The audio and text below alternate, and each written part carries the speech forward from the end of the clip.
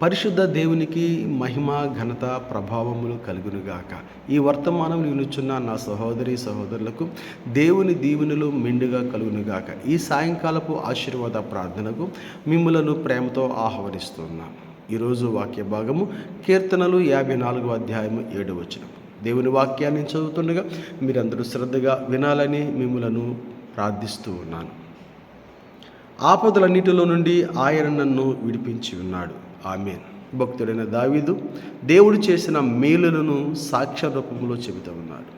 ఇక్కడ ఈ వాక్యాన్ని మనము చదివి ఉన్నాము. ఈ వాక్యంలో ఆయన చెప్పిన సాక్ష్యం ఏంటంటే, తనకు కలిగిన ఆపదలు అన్నిటిలో నుండి, ఎన్ని ఆపదలు కలిగాయో అన్నిటిలో నుండి దేవుడు విడిపించినట్టుగా మనం చూస్తూ ఉన్నాము. ఆమేన్. దేవుడు విడిపించే దేవుడు. ఈ సాయంత్రం వేళలో దేవుడు మీకు కలిగిన ప్రతి ఆపద నుండి దేవుడు విడిపించునుగాక. మరి ఎవరి ద్వారా ఆపద వచ్చింది అని అంటే, మరి ఏ ప్రజలనైతే ప్రేమిస్తున్నాడో తన సొంత ప్రజల ద్వారా, మరియు ఆ ప్రజలను పరిపాలన చేస్తున్న రాజు ద్వారా తనకు ఆపదలు సంభవించాయి. ఎలాంటి ఆపద?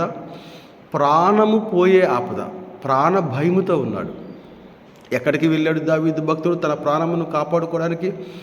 అరణ్యములు దాటాడు, గుహలు దాటాడు, కొండలను దాటాడు, వాగులను వంకలను దాటుకుంటూ వచ్చాడు. అలాంటి సమయములలో దావీదు భక్తుడు చేసిన 2 ప్రధానమైన క్రియలను మనము ఈ అధ్యాయంలో చూస్తున్నాం. మొదటి క్రియ, తన చుట్టూ ఆపదే ఉంది.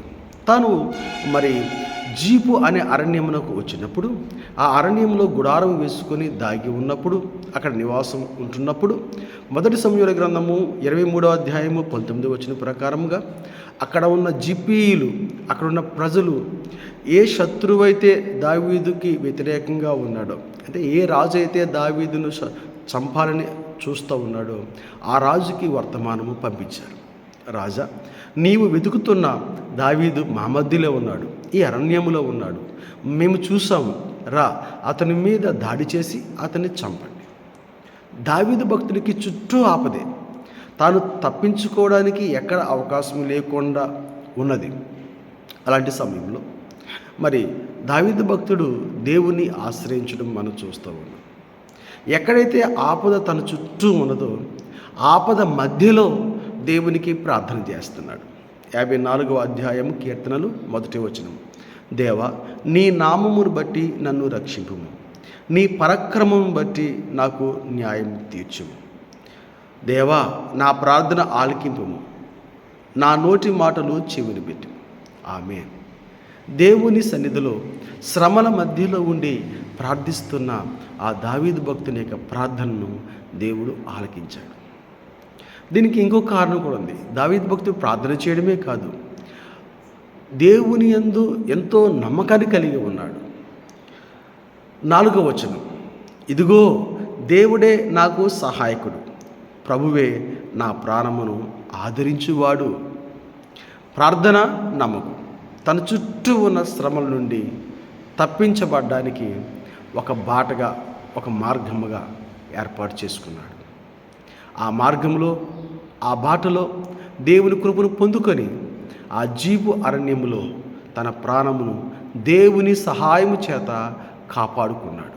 ఆమేన్. ప్రియ సహోదరి సహోదరుడా, ఒకవేళ నీవు ఎలాంటి ఆపదలో ఉన్నావో నీకు తెలుసు. నీ ఆపదలు నీకు తెలుసు.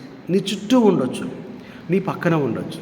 అయితే ఒక్క క్షణము దేవుని వైపు తిరిగి, ఆపదలను చూసి భయపడకుండా, ఆపదలు వస్తున్నాయని ఆలోచించకుండా, ఆపదలు ఉన్నాయి అని దిగులు చెందకుండా దేవుని వైపు తిరిగి నీవు ప్రార్థించిన తర్వాత నీవు ఎవరికైతే ప్రార్థన చేసావో ఆ దేవుని మీద నమ్మకం ఉంచి నీవు ఉన్నట్లయితే దేవుడు నీకు చక్కటి మార్గమును ఏర్పాటు చేసి ఆ ఆపదలన్నిటిలో నుంచి దేవుడిని తప్పిస్తాడు. దేవుడు అలాగూ మిమ్ములను ఆశీర్వదించి నడిపించును గాక. ఆమేన్. ప్రార్థన చేద్దాం. ప్రియ పరలోకపు తండ్రి, మీకు వందనాలు నాయన. ఈరోజు ఉదయం నుంచి సాయంత్రం వరకు కాపాడే దేవుడు, ఈ రాత్రి మమ్మల్ని మీకు అప్పగిస్తూ ఉన్నాం. ప్రతి కీడు నుంచి తప్పించండి, మంచి ఆరోగ్యం ఇవ్వండి, మంచి నిద్ర ఇవ్వండి, సుఖమైన ప్రశాంతమైన నిద్రను మాకు అనుగ్రహించి నా తండ్రి మమ్మలను కాపాడమని యేసయ్య పరిశుద్ధమైన నామంలో ప్రార్థిస్తున్నాం తండ్రి. ఆమేన్.